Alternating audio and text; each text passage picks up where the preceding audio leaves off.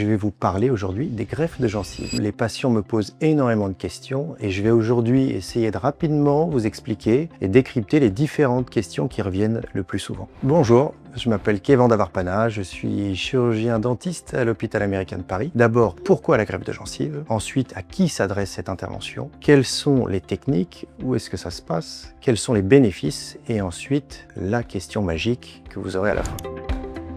Donc, à qui s'adresse cette greffe des gencives? Eh bien, elle s'adresse aux patients qui voient leurs dents devenir plus longues, qui ont des douleurs parfois au chaud, parfois au froid. Et donc, ils se posent la question, qu'est-ce qui est en train de se passer? Souvent, c'est assez difficile à comprendre pour les patients. Ils ne savent pas s'ils sont en train de perdre de l'os, ils ne savent pas si leurs dents sont mises en péril. Ils se demandent si cette gencive, eh bien, c'est uniquement esthétique, si ça va revenir ou non. Cette intervention, elle permet d'épaissir, de réparer et aussi donc d'avoir un bénéfice esthétique. Le premier stade, c'est la racine de la dent qui est visible. On a la gencive qui remonte ou qui descend un petit peu en bas, mais en tout cas qui s'écarte de la dent. Donc ça veut dire qu'en dessous, l'os a commencé à être un petit peu détruit aussi. Et après ça, le stade ultime, et c'est pour ça que les gens sont extrêmement inquiets généralement quand ils consultent pour ça, parce qu'ils le savent, c'est les tissus de soutien de ma dent qui sont en train d'être détruits. Et donc ils se disent à quel moment est-ce que je vais perdre mes dents? Est-ce que je vais les perdre maintenant, plus tard? Et donc cette intervention permet de renforcer les tissus de soutien de la dent et permettre à ces patients de garder leurs dents plus longtemps. Donc les patients consultent principalement pour une demande esthétique puisqu'ils voient leurs dents plus longues, mais l'intervention a pour but de modifier la qualité de la gencive. Quand on a la gencive qui se rétracte, c'est qu'on a une gencive qui est fine. Et même si on en prend assez soin, les événements normaux de la vie, l'alimentation, le brossage vont créer une petite agression et sur des tissus fins,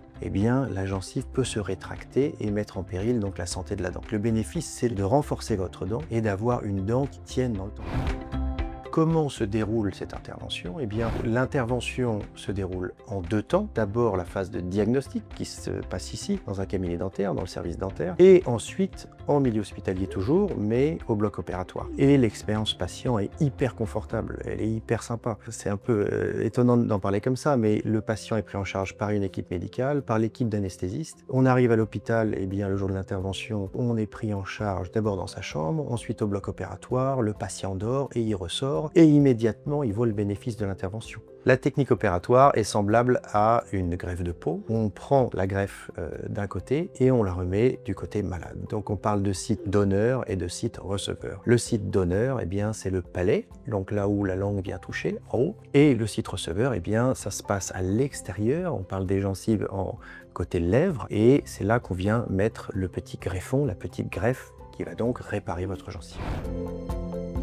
Donc, quels sont les bénéfices de cette intervention et à quel moment est-ce qu'ils interviennent? Dès la fin de l'intervention, dès la sortie du bloc opératoire, la gencive est recouverte, les racines sont recouvertes, la gencive est épaissie. Le patient voit donc un bénéfice immédiat. Celui qui avait des sensibilités au chaud ou au froid, eh bien, ses dents sont recouvertes. Celui qui avait une gencive extrêmement fine, qui parfois pouvait être douloureuse au brossage, eh bien, il a un tissu qui est devenu épais. Il y a une chose importante à retenir pour cette intervention, c'est que si on veut un bénéfice important, eh bien, il faut consulter assez vite. Donc, c'est ce qu'on dit aux patients quand ils viennent régulièrement voir leur dentiste pour des rendez-vous de contrôle. On leur dit: demandez à votre dentiste et puis regardez vous-même chez vous. Quand vous brossez les dents, vous prenez votre téléphone. Maintenant, on a le téléphone, un selfie en levant sa lèvre et on voit tout de suite qu'on peut avoir une racine un petit peu visible. Il vaut mieux consulter tôt parce que le bénéfice et la réussite de l'intervention dépendent de l'étape à laquelle on va faire le diagnostic. Donc, si on peut résumer, si on veut non pas réparer ou arriver à un stade où on a déjà des problèmes importants et essayer de sauver les dents qui sont parfois difficiles à sauver, eh bien, il faut anticiper. Il faut aller faire régulièrement des rendez-vous chez son dentiste, 1 à 2 fois par an, pour faire un détartrage. Ça permet d'avoir une gencive saine et aussi un diagnostic précoce. Ce diagnostic précoce, il nous permet d'intervenir tôt et d'avoir une réussite pour cette intervention qui va être tout à fait satisfaisante.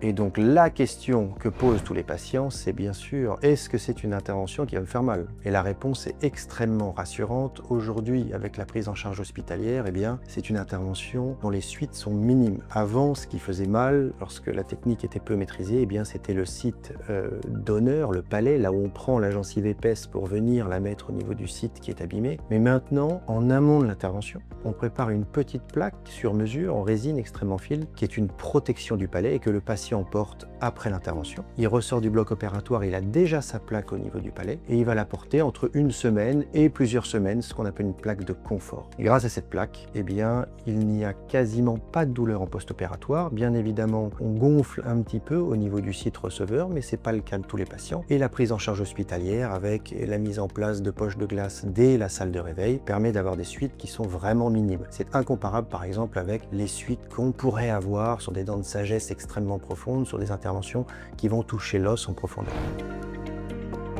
Je dirais donc que c'est une intervention aujourd'hui qui est extrêmement bien maîtrisée, qui n'est pas douloureuse, dont les suites ne sont pas vraiment difficiles pour le patient. Et donc il faut venir assez tôt consulter, voir son dentiste régulièrement. Et une consultation, un diagnostic précoce vont nous permettre d'avoir des résultats extrêmement maîtrisés et très reproductibles.